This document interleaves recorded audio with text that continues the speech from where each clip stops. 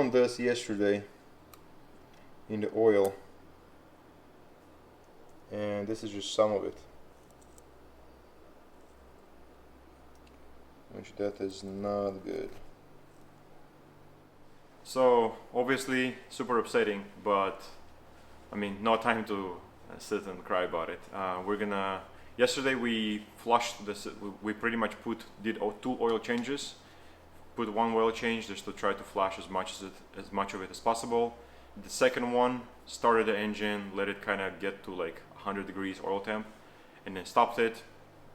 Checked the oil again. Found very few of these shavings, but it's unclear whether it's from the same shavings from before or whatever's coming, or it's new shavings. We don't really know. So we don't want to take it. We don't want to risk on it. We decided to start pulling the engine apart.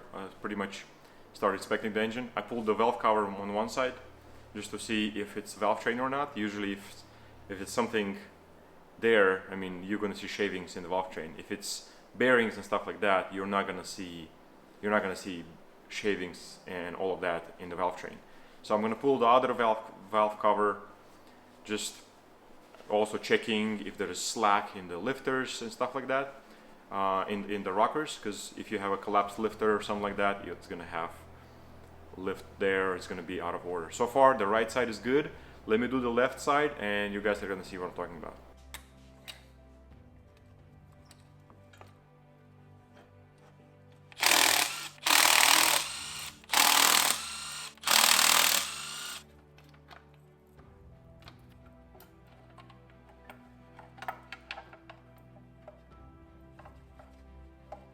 So this is good amount of play. If they're floppy or there's something wrong there, but it looks like it's good. So we're just putting it back. Hey guys, so as I edit these videos now, I can see that I was probably way too upset to record or like to make sure that we're filming every single process. I'm just gonna kind of walk you through behind the scene what was happening. So at this point, we got the valve covers off and there was nothing in the valves, so it obviously came something from the bottom, and there's no footage of that, but we pretty much, Gail and I decided, okay, the engine's coming out and the process slowly begins. I'm just draining the clutch fluid because once you remove it, I didn't want to make a mess, and I have a remote bleeder, so which makes draining it pretty easy. Just unscrew the top screw and you just drain everything.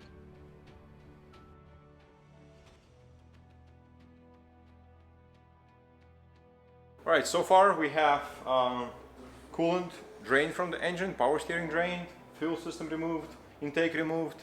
We're going to vacuum everything and cover the intake ports so nothing falls in there. I mean, we're going to probably tear apart the whole engine, but just in case there's something silly in the bottom end and we don't have to pull the heads off, then that's why we're covering it.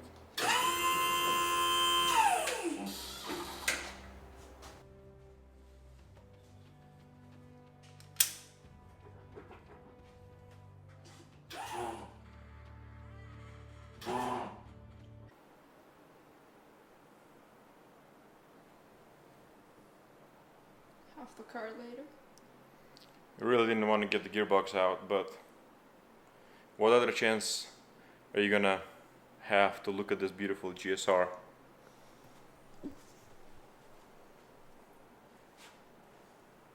How they call it? The ultimate is everything disconnected test.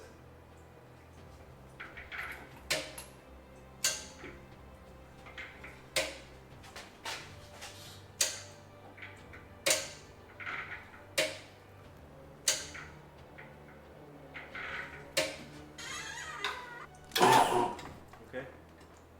One more. One more. Okay, stop. The bellhouse thing is still on?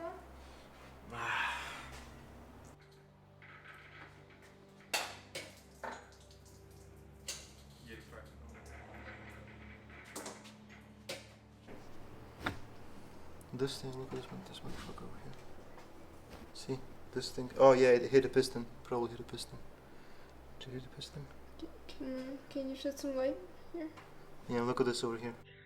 Alright, so at this point the engine's out, and then we unbolted the oil pan, dropped the oil pan, flipped the engine upside down so it's easier for us to to see what's going on, and it was pretty obvious that there was something in a way. And here when I'm showing the oil pan, you can see there's a baffle and there's bolts that's supposed to hold your baffle. They're not there, you know. And at first it didn't hit me, so we kept looking, and at some point it kind of like hits me that those bolts are not there. Oh, the baffle just, I tried to like drain the pan, I think, and the baffle just flopped, you know. And I was like, wait a second, this shouldn't be like that, you know. So then it hits me, those bolts are not there, and seeing the pistons and everything. And then we started seeing like bits and pieces falling, like parts of the bolts and stuff like that. So that baffle that you guys saw had bolts, and then they were never tightened. And this baffle comes to you shipped like this with the bolts installed, you know. So now, after calling them and being on the phone with a manufacturer who made this whole dry sump system, it was, and I mean, I'm just gonna be honest with you and tell you what they told me, which in my opinion is pretty ridiculous, you know. What they told me is that they never tightened the bolts because they expect me to tighten them. And my honest feedback to them, and I was pretty emotional back then, but even now looking at this back, if you are doing something like that, if you're shipping a piece that has some of the bolts already installed, you can't expect somebody to retorque them unless you're specified. And mind you, there's no instructions. According to them, if you're installing a system like this, you should know what you're doing, which I think I know what I'm doing. And like all the other pieces and parts that come to me, and with something that's not ready to go, bolts come either on the side or they come marked somehow, or they tell me in the instructions, hey, you should check this, you know. So I feel like an idiot for not checking the bolts, but at the same time I'm thinking that's really bad product in general. Don't get me wrong, the dry sump system and the pump and the way everything works is great, but when you present something like this, it has to be presented as a product, as a finished product. And a finished product, if there's some sort of assembly, there has to be instructions, and this is where they dropped the ball. And funny enough, they told me that they've never had this happen in many years, and I'm the first one who this happened. And then a week later, I'm talking to one of my friends about this, and they start asking me, wait a second, did the bolts fall off? Is this the company? And I was like, yeah, that's the company. The same thing happened to somebody that I know in the drift world.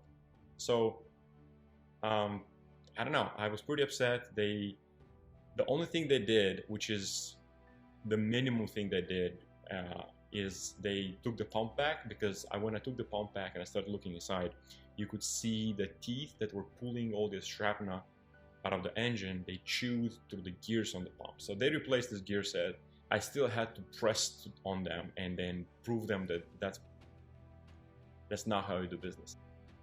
Yeah, so knowing that we need a new short block, we didn't have too many options. A few options were, we called a few places, and they pretty much all of them were like, hey, we're out of this or out of that, and there's the wait time is this or that, like 6 weeks, 2 months, 3 months, you know. And this time I really didn't want to build the short block by myself, and I thought, and I've been wanting to switch to aluminum block for some time now. So we started calling around and just checking if whoever has, maybe somebody has a short block in stock. And there was a few used options, and then there was a few options where the short block was in stock and is brand new. And luckily one of them was Texas Speed, and the engine we have now they helped us build it. They really hooked it up in parts and advice and everything. And now we're like 10 minutes away from them. So it was kind of like a no-brainer. So we literally just went there. Well, we stayed on the phone with them for a few days, made sure they have what we need, and that's gonna work for us. And they had a Force 418 stroker LS3 just on the shelf, which is really great, you know. We went there, picked it up, brought it back home, and there you go. Don't flip it, okay?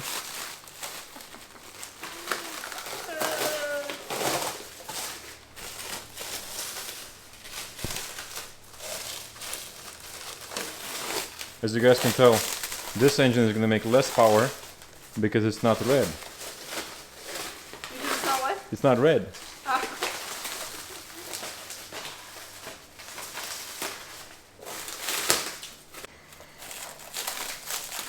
So purely coincidentally, I'm wearing Texas Speed shirt. Does it say Texas Speed in the back? Yeah. Yeah.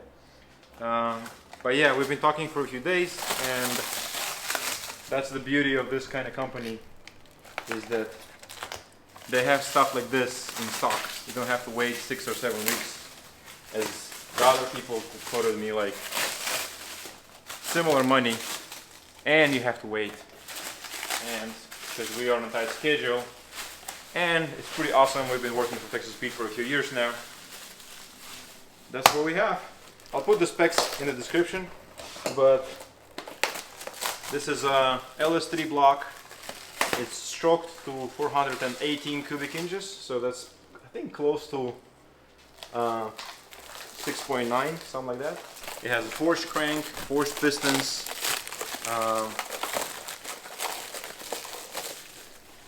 There you go. So we were kind of on a time crunch because we were trying to make LS Fest. By the way, I hope this video is going to be released. LS Fest is in a few days from now. So if you're watching this and you're in Dallas area, or even if you're not, totally make the event. If you catch me and there's a way to give you a ride along, I totally will. I love giving ride alongs. But long story short, we have a Texas Speed short block, and our cylinder heads are good. Pretty much the only thing that kind of survived, the camshaft died. Texas Speed hooked it up and made us a custom grind camshaft, because it's a stroked LS3, and if you put an LS3 cam, even if it's like a stage 3 or stage 4 cam, it's still going to be holding back the block a little bit, you know. So yeah, pretty much I took the cylinder heads to the machine shop, had them resurfaced, just in case, everything cleaned and checked. The oil pump, I sent the oil pump to the dry sump company. They replaced the gears and sent it back. So a lot of this was kind of waiting for the parts here and there, but I think I did a great job of like, okay, we're gonna send this as soon as we send the pump as soon as we can. We took the cylinder heads pretty much the next day, right away after we removed everything. So when we had the block back, we only had to wait for like 1 or 2 things, and then we just had to put everything together. Hence the lack of filming, because we were super busy cleaning the car. We had to, like, there's dry sump has like a million hoses. You have to get all the hoses out, clean everything out, you know, stuff like that. Like kind of like preparing for everything, so there's no downtime. I also noticed there was a crack on one of the shock towers, so I had to reinforce that, get the reinforcements, weld those in. So there was always work that needs to be done. There was, even though some parts weren't there, we still had a lot of work, you know. So yeah, the engine was assembled, everything went nice and smooth, just put the cylinder heads on, and then pretty much we're gonna pick up from the point. Oh, and another cool thing, because we didn't know whether we're gonna make it or not, we didn't really schedule any dyno, nothing like that. So pretty much the engine started Tuesday late night. We had the engine start and run, and everything was fine. Temperature got up to temp, everything was good. So, and Wednesday morning I called the shop that has a dyno, which is like really close to me, and now pretty cool people, and yeah, they were able to squeeze us in after work because they were busy. But props to them. Yeah, we went to Biddle Motorsport. Thanks to Dwayne for hooking it up and just providing advice and just being super cool in general. Awesome people, highly recommend.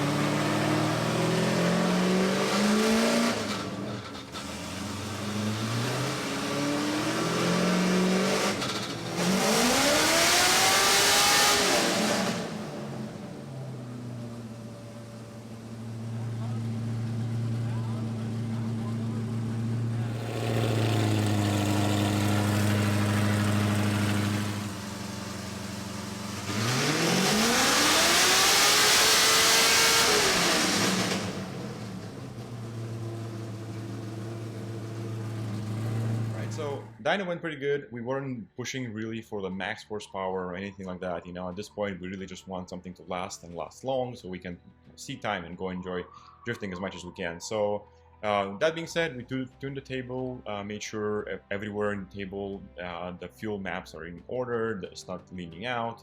And luckily, Bill Motorsports have dynoed, which lets you hold RPMs at specific points, so you can go up and down the load range and make sure even the areas that you almost never go are still good, because in drifting we really want the engine to be responsive and drivable, not just max horsepower at wide open throttle. So again, thanks to Dwayne for holding my hand through the tune. I mean, it's really helpful to be able to have somebody who knows what they're doing, just to bounce your thoughts off and just make sure that you make sense and you're not gonna damage your engine. So yeah, the engine made conservative 470 horsepower, and it kind of tips off at the end, which probably might be just a dirty filter. Overall, super happy and can be more thankful to everybody involved. Texas Speed, Biddle Motorsports. Probably most help I got is from my wife. Like definitely wouldn't.